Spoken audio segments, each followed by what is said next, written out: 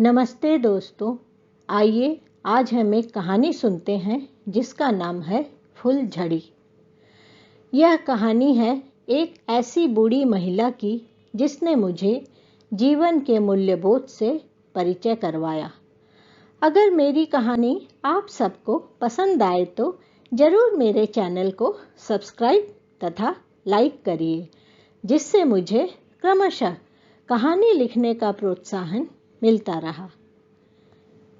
तो आइए दोस्तों, आज की कहानी का नाम है फुलझड़ी यानी कि स्पार्कलर। पुष्पाबाई ने घर में प्रवेश करते ही अपनी मालकिन नीलम से कहने लगी, मैडम जी, आज लंच में क्या बनाऊं? लैपटॉप पर बैठी काम कर रही नीलम ने नजरें उठाकर पुष्पाबाई की तरफ देखकर उसे लंच का मेनू बताकर कहा, मेरे लिए 1 कप कॉफ़ी बना दो।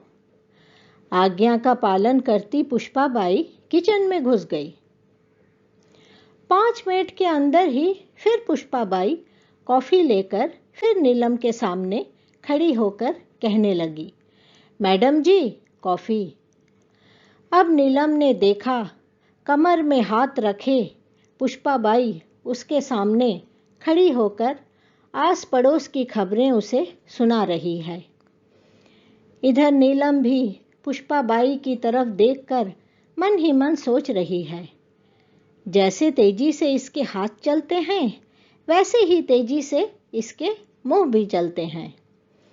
55 साल की उम्र में भी इतनी ताकत तथा इतनी फुर्ती पता नहीं कहाँ से लाती है पुष्पाबाई।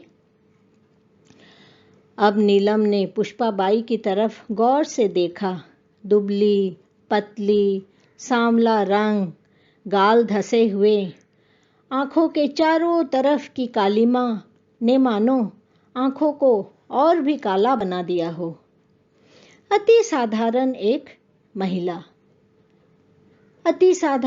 महिला पुष्पाबाई लोगों के जूठे बर्तन धोकर अपना पेट पालती है, पर ना कोई गिले ना कोई शिकवे, हमेशा खुश, मुस्कुराता हुआ चेहरा, गजब का उत्साह और वैसी ही तत्परता।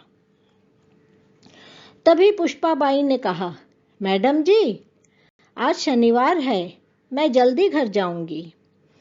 तभी नीलम को याद आया, हर शनिवार को पुष्पाबाई करीब के एक विकलांग बच्चों के केंद्र में जाकर कुछ समय उन बच्चों के लिए काम करती है, लेकिन 3 घंटे हर शनिवार के दिन विकलांग केंद्र में काम करने के लिए पुष्पाबाई कोई पैसे नहीं लेती है।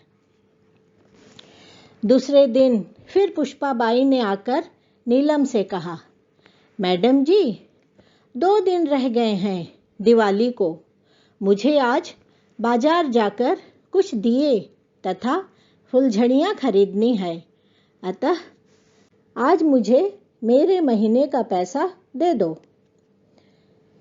अब पुष्पाबाई कह रही थी, हमारे बस्ती में 15-20 छोटे छोटे बच्चे हैं जो कि बहुत ही दयनीय स्थिति में रहते हैं।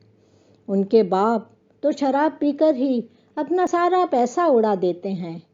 उनकी माँ ही किसी तरह घर घर काम करके उन बच्चों का पेट पालती है।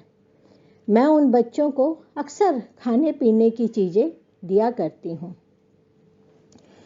पुष्पाबाई की सारी बातें सुनने के बाद नीलम ने कुछ शांत आवाज में कहा, तुम आज बाजार मत जाओ, मैं तुम्हें कल बाजार लेकर जाऊंगी। अगले दिन नीलम पुष्पाबाई को अपनी गाड़ी में बिठाकर बाजार जाकर उन 15-20 असहाय बच्चों के लिए नए कपड़े, मिठाई, दिए तथा फुलझड़ियों के अलग अलग पैकेट लेकर सीधा पुष्पाबाई के बस्ती में पहुंची।